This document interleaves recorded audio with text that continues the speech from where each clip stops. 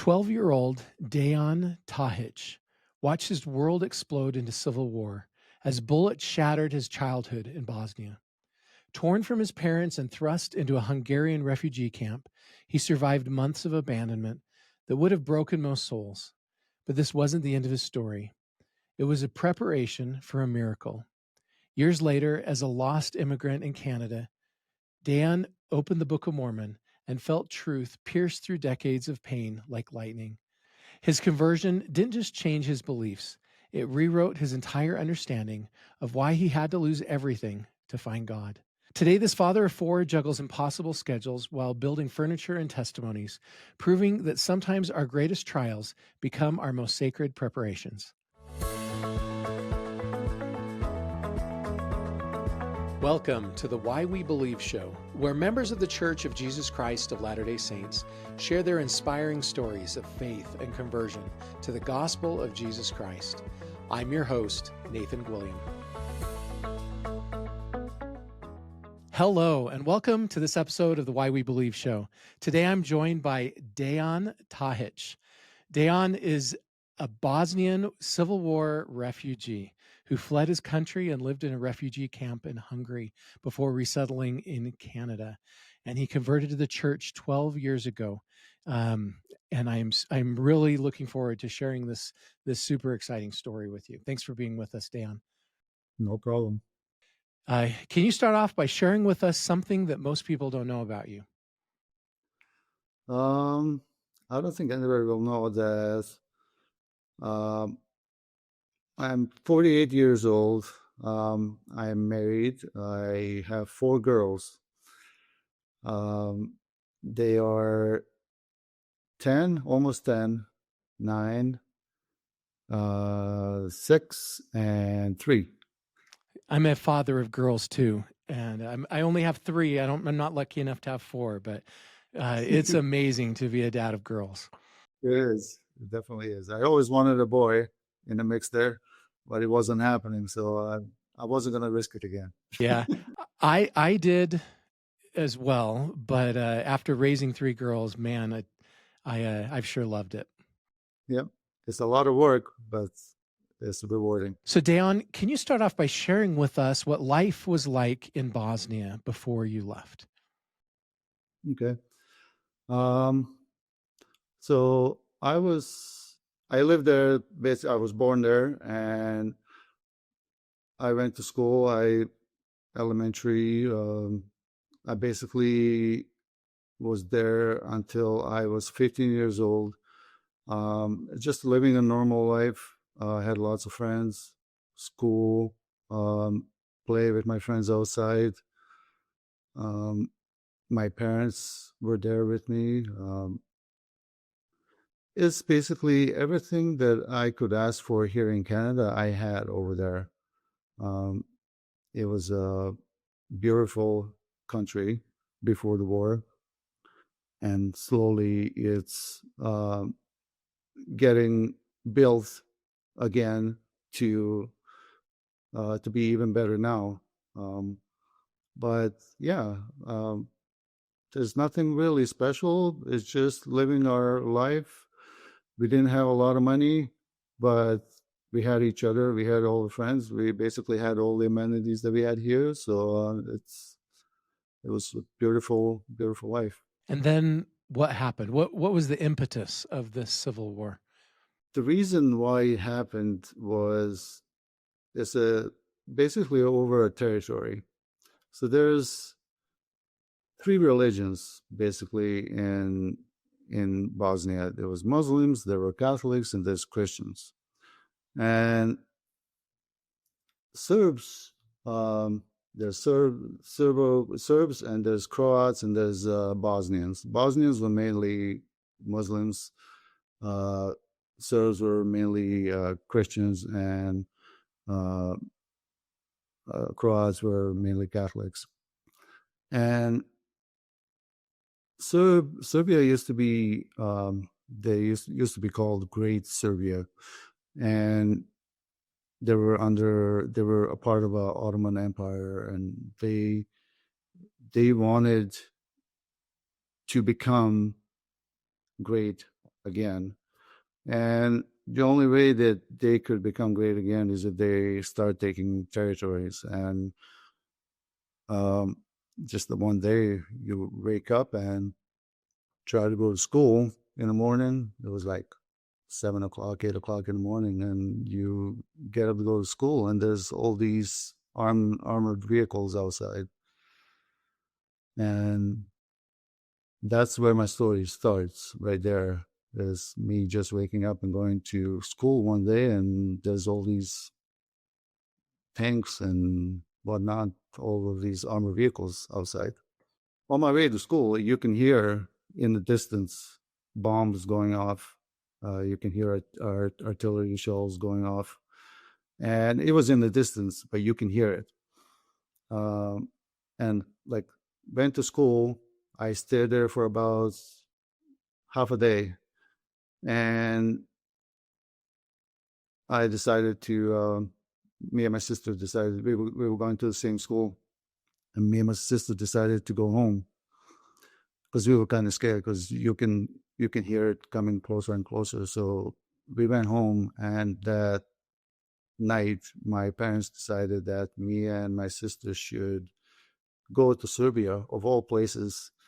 Serbia is the one that invaded Bosnia. And of all places, they wanted me to go to Serbia, me What? and my sister, Why did they want you to do that? because we have family over there. Because we didn't have anybody in Bosnia, in other place in Bosnia where we could go. Plus, there's war already happening, so we wanted to leave somewhere where it's not Bosnia, right? So we went there. We stayed for, well, me and my sister went there by ourselves. And my parents were just going to stay back for a couple of days just to pick up some clothes and some money, and they're going to meet us back at Serbia with my aunt. So a couple of days passed by, and How did you guys travel by yourself? Bus. Okay. Yeah, they pay for a bus fare and put us on a bus, and we went there. They were just going to stay for a couple of days, and in the meantime, the borders closed between Bosnia and Serbia. It wasn't like a border between two countries because they were not countries at that point yet, like separate countries. So it was just the border, let's say, between Montana and Idaho or something, or yeah, like it wasn't the actual border. And so we went to Bosnia. My parents were going to meet us. The border closed, so they couldn't come. I thought it was going to last just for a couple of days, but it didn't. So we went to our aunt's. We stayed there we ended up staying there for a few months without our parents because they couldn't cross. In the meantime, they didn't want to stay in Bosnia either, so they crossed into Croatia because we had family in Croatia. So once they crossed into Croatia, they couldn't travel back into Bosnia anymore, and they didn't want it. They didn't want you anyways because you don't want to be killed by going there, right? So we were in Serbia, me and my sister. My parents were in Croatia. I thought that we could go to Croatia and meet my parents there, but we couldn't because the borders were closed over there too, just in case the war started spreading into Croatia as well. So we couldn't go there. We stayed at my aunt's for probably 4-5 months, something like that. The only contact we had with our parents was with the phone or with letters. And we decided with one of our phone calls that I think the only way that we could actually get back together is if me and my sister go to Hungary, which is a neighboring country with Serbia, and my parents would eventually meet us over there. So that's what we did. We, my parents paid for our fare to go to Hungary. Um, we stopped at the first bigger town across the border. There happened to be a refugee camp there already set up. So me and my sister went there. We we got connected with people there in charge, and they accepted us. We were there for a couple of months or so by ourselves. There were other Bosnian refugees there as well. So we were not alone, but we didn't know anybody. Um, so the life wasn't the greatest there. We didn't have freedom of, you can go wherever you want, kind of thing. We needed a permission every time to go out. A lot of times they wouldn't grant us a permission, so we had to stay inside the camp, which is fine as long as we were not back in Bosnia during that time. We were safe, right? And what's going on in Bosnia during this period of time? My town was occupied by Serbia at that time. A lot of killing, a lot of imprisonment. Yeah, yeah. My elementary school was a concentration camp there. Did a lot of people die in that civil war? I don't know anybody that died, but I do know people that got injured. Like so far, I haven't heard of anybody that actually died that I knew Okay. related to war. So you're in the Hungarian refugee camp. Yep. And then what happened? So me and my sister are there. We the only like we had barely any clothes with us, so we were relying on donations from Red Cross and places like that, other religious organizations where they would bring food, or they would bring clothes. And a lot of times when they would bring clothes, they would just put it like right on the ground, right in the front, and everybody would just jump in the pile and start grabbing clothes and to see if anything would fit us. Yeah. I just looked it up and it looks like 100,000 people were killed during the war and more than 2.2 million people were displaced during the war. Yeah, You're yeah. one of those. I'm one of those. Yeah. Okay. So then you had people that were helping take care of you in this refugee camp in Hungary. How long were you there? I was there with my sister for, I'm going to say maybe a month in that refugee camp. The refugee camp closed down, so we had to go to a different one, way bigger. It was probably 3 times or 4 times bigger than the one that we started off at. It is kind of between this first one and Budapest. So we got there. They gave us a transport from the first refugee camp, and we stayed there. Actually, before we moved, our parents actually came to meet us in the first one. They met us about a month in or so. They met us at that first refugee camp, and that's when it closed down, and we were all sent to the second refugee camp.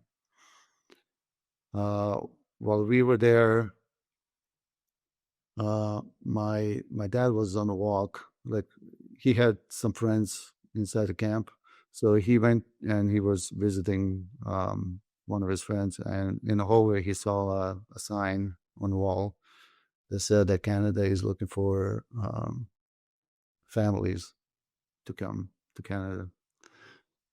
So he signed up. It was either a Canada or a US. For some reason, he chose Canada. And about, I'm going to say, a month and a half afterwards, we got a word from top people at the camp that me and my family were chosen to come to Canada. So because of that, we were transferred onto a third refugee camp, which was in Budapest this time. And while we were at Budapest, we had all the freedom in the world. Like we could do whatever we want. We had food whenever we want. We had clothes. We can go into town whenever we want. Nobody was checking on us.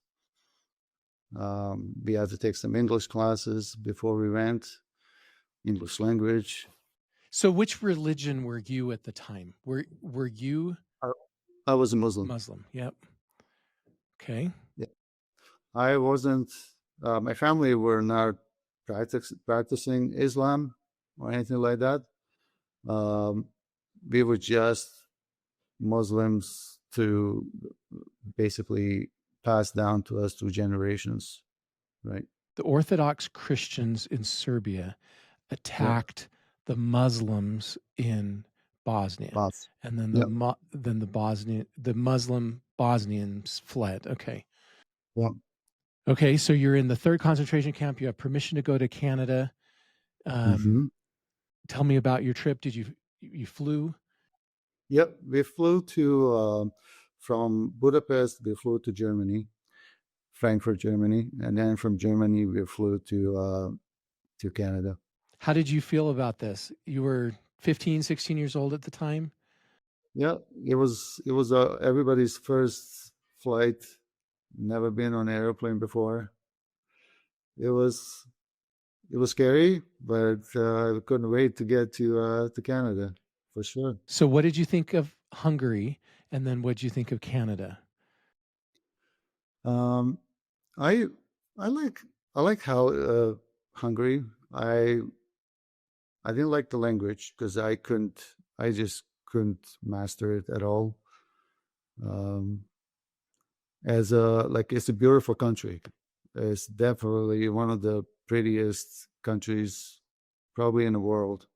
If you want to visit somewhere in Europe, Budapest is one of the prettiest cities in anywhere, really. So when we came to Canada, it was negative 30 Celsius or negative 22 degrees Fahrenheit. And That's crazy. That's like a Rexburg winter. yeah, it gets colder here. I'm pretty sure it gets colder. It's been colder than that. But yeah, back home, the temperature doesn't go. I mean, it gets cold, but it's different kind of cold. It's more humid. Yeah. Yeah. So when we got here, the snow was there was probably a foot of snow on the ground. We were wondering why they gave us big winter jackets when we came to the Toronto airport.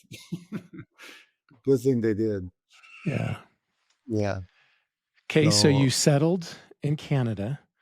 Yep. And how was that adjustment to speaking English and making new friends and it was fitting in? It was hard. Like even though we took some of the English, maybe we took the English class in Hungary. It's just the basic stuff. Hi, how are you? And just to be just enough that you can get by when you go buy some clothes or food and stuff like that. But our English was definitely not good enough to keep a conversation going. And to put an insult into the situation, I was put into a high school basically right away. I didn't know anybody. I didn't know how to speak English. That would be so hard to get dumped into high school and not be able to speak the language. Yeah. So I was put into a ESL class, which is English as a second language, for a first semester, basically, where I was learning English. And right after I finished that semester, I was put in the regular classes. in the the first year of high school, I I didn't know anybody. I didn't talk to anybody. I just went in a class and I tried to do my work as good as I could. And in the second year was much better. I started playing sports. Um, I was pretty good basketball player back home, and volleyball as well. So I started playing those sports. I played for school, and things changed. Started getting friends, which basically changed everything for me. Yeah. Um, So yeah, much easier to make it through high school when you have a few friends. yeah, exactly. Okay. And then you graduated from high school. When were you first introduced to the church? Not till basically 13 years ago. Um, when I met my wife, girlfriend at the time. No, my wife, basically, yeah. And she was she was the one. Like I never even heard of Church of Jesus Christ before I met her. Um, so yeah, we met and we started dating, and basically right away she asked me, "Do you know what religion I am?" And I'm like, I really don't care. But I didn't mean it. I didn't mean it rude way. I just meant like whatever religion you are, you're good to me, whatever religion you are, right? Yeah. And she told me what religion she is. I didn't know what she was talking about because I never heard of that religion before, right? And she invited me to church, like probably a week after we started dating. She invited me to church, and I went. I went, and when I stepped into that church, I everybody was all over me. Like everybody was shaking my hand. The missionary sat right by me, um, as expected. Happens all the time, right? With the new person coming into a church building, and yeah, she was the first one that introduced me to gospel, and she set up missionaries to come and teach me about the church, about the gospel. Not too long after that, and that's it. She never really pressured me into it. She told me if we go any further than we are right now, if we become serious and we talk about marriage and stuff, she wants to get married in the temple.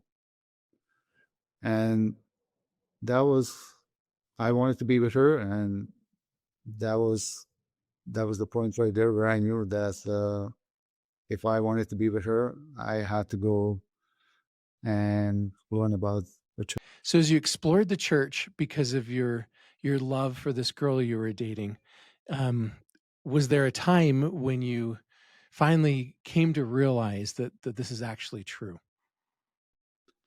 Um, yeah, um, it wasn't really one single moment. Really, I just when I was going to church in the beginning there, um, I just had a different feeling. Um, I just had a feeling as I was reading the Book of Mormon. It's just that spirit that gently confirmed to me that it is true. How everybody was treating me. Um, I basically knew that this book was really written just for me. Um, What do you mean it was really meant for you? Were there certain sections or portions of the book that it's like all the stories of prophets, of like deliverance of Jesus Christ ministering to the people on the other side of the world. Uh, it all really resonated with me. There's a lot of wars in the Book of Mormon Oh, too, right? and you Yeah. just lived through these wars. It's lived through it, and it kind of resonated with me, right? Yeah. Yeah. That's interesting. The war chapters resonated with you because of your Yeah, background. Are there any sure. specific sections of the war chapters that resonated, or specific principles that resonated because of what you've been through? I wouldn't say anything specific. It's just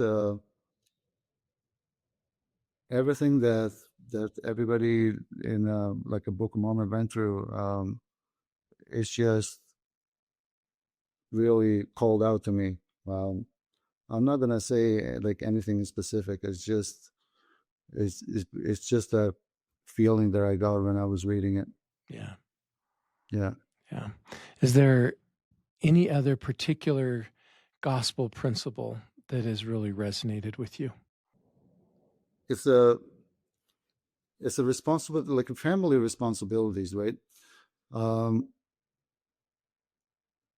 I really wanted to have a family, and I knew that once I started reading into the gospel and into like church, I knew that the Church of Jesus Christ of Latter-day Saints is all about family and the family bond, and I wanted that for me. Yeah, that's one of the core principles that draws people to that church is the our desire to belong to a family, and that eternal nature of families that's provided within the church, and how those families can be sealed together in the temple. Yep. Has your family been sealed in the temple? For yeah, you betcha. Can you tell us about that experience? Yep. Um, Being sealed in the temple, it really means everything to me. Um, it was the moment I finally um, felt anchored, um, not just to my wife, but to something internal, sacred. Um, I also felt that my mother was closer to me once I got sealed to my wife. My mom passed away in 2008, um, and I was 31, I believe. Um, and I missed her every day. And being sealed to my wife and to my family, it just makes me think that um, for someone who, like myself, who really had no roots since I left Bosnia, I felt like I had no roots. When I was in the refugee camp, I had no future, um, and for sure, I had no home. Um, and being sealed gave me all three of those, basically. Dion, so in our conversation before we started this recording, you told me that you're currently going to college at BYU Idaho, which is a church school and happens to be in the same town where I live. Um, can you tell me a little bit about your experience going to BYU Idaho, even remotely? Okay. Um, so I've been working as a safety representative for the local shop, cabinet shop, and I've been doing it for on and off for probably nine years or so. Um, and it's in the construction, so it's a dirty work. It's a lot of dust. And I'm getting in a point of my life where I don't really want to be around that anymore, just for a health sake of me. I would like to be present in my family's life for as long as I can possibly be. So me and my wife decided that perhaps I should try and change my profession. And the only way that I could really do it is to enrolling into a degree program. So that's what I did. Basically, everybody that I know in our family has been going to BYU Idaho or BYU Provo or Hawaii or any of those. And I decided that I wanted to go completely 100 degrees, 360 degrees, and choose something that I feel passionate about, but I was never, I thought that I would never be good enough to actually take it, like here in Lethbridge. So I decided to go and enroll into a public health degree through BYU Idaho. And it's been really a life-changing thing for me. Keeps me busy, especially when I have 4 girls, a wife, full-time job, and then on top of it, full-time schooling as well. Yeah.